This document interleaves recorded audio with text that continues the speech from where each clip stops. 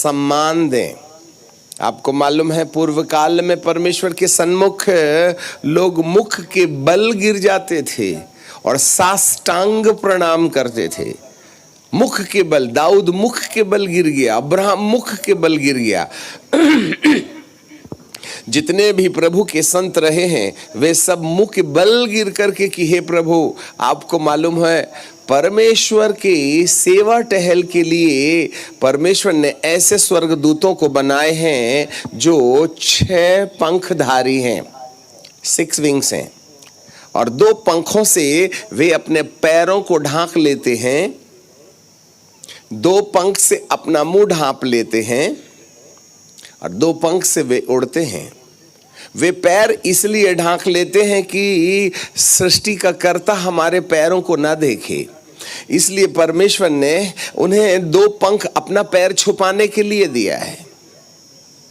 स्वर्ग में रहने वाले स्वर्गदूत जिसको शाराप बोलते हैं, वे 2 पंख से अपना मुंह ढांपते हैं, क्योंकि हम उस तेजस्वी परमेश्वर के चेहरे को देख नहीं सकते। स्वर्ग में ये हाल है भाई साहब, तो धरती पर, जी हाँ, हमें परमेश्वर का आदर सीखना चाहिए। परमेश्वर ने स्वर्ग में स्वर्गदूतों को आदर करना सिखाया है। एक बार की बात है, हम आपको समय बना रहे फिर संदेश देंगे। एक बार की बात है, झांसी शहर में बुंदेलखंड कन्वेंशन में ऐसे हमें बुलाया गया। एक महिला हमारे पीछे हाथ धो के लग गई, ब्रदर जी, अंकल जी, पास्टर जी, आप एटलीस्ट 2 मिनट के लिए मेरे घर में आइए और चाय पी के जाइए। हम जब आम सभाओं में रहते हैं तो ज़्यादा आना जाना पसंद नहीं करते हैं, क्योंकि हमें अपने परमेश्वर की संगति में रहना ज़्यादा अच्छा लगता है, जिससे कि हम अपनी बैटरी फुल चार्ज करके आप पर फ्लैश लाइट डाल सकें। इसलिए आप जितना ज़्यादा हमें अकेला रहने दें, आपके लिए ज़्यादा अच्छा होगा। आगे उन्होंने बुला लिया, तब उन्होंने एक बात बताई जो हमारे सिर से पैर तक सिहरन पैदा कर दी। पादरी साहब, एक दिन की बात है, जब मैं बाजार जाके घर में आई तो मैंने देखा कि उनके हस्बैंड नहीं थे, बच्चे भी कहीं बाहर गए, बाहर काम करने जाते हैं, और वो एक कमरे में जहाँ वो सोती हैं उसके पैर के नीचे उन्होंने एक कारपेट डाल रखा है और वहाँ पैर पोंछ करके वे पलंग में बैठ के प्रार्थना किया करती हैं। एक बार कहती है 3 बजे जब मैं बाजार से घर आई तो मैंने क्या देखा कि ये काला काला पुरुष है, काले कपड़े पहन करके घुटने टेक करके मेरे सिरहाने में रखी बाइबल को निकाल लिया है और मेरे कारपेट में बैठ करके बाइबल पढ़ रहा है। तब मैंने कहा, अरे बाप रे बाप, ये तो दुष्ट आत्मा है। तब मैंने डर और भय में मुझे कुछ समझ में नहीं आया, तो सिर्फ मैंने ये कहा, हे प्रभु आप दया करो। ऐसा कहने के वक्त जब मैंने प्रार्थना किया ना, तो एक बड़ा तेजस्वी स्वर्गदूत नीचे आके खड़ा हो गया और उसके हाथ में नंगी तलवार थी। उसको देखते बराबर वो काले कपड़े वाला इतने जोर से मेरी बाइबल छोड़ करके भागा और मुझे दरवाजे में से धक्का देकर के बाहर चला गया।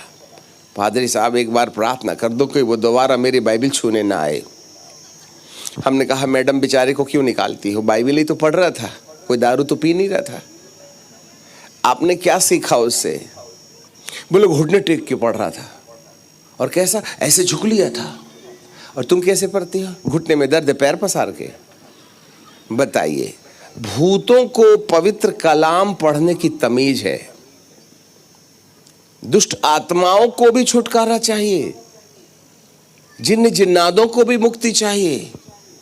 सब जितने भी आत्माएं हैं उनको ये मालूम हो गया है कि हमारा नीचे जाना तय है, इसलिए वे कोई पीपल के पेड़ में है, कोई आम के पेड़ में है, कोई कहीं है, वे सब मोक्ष के लिए तड़फ रहे हैं, वे सब मुक्ति के लिए तड़फ रहे हैं।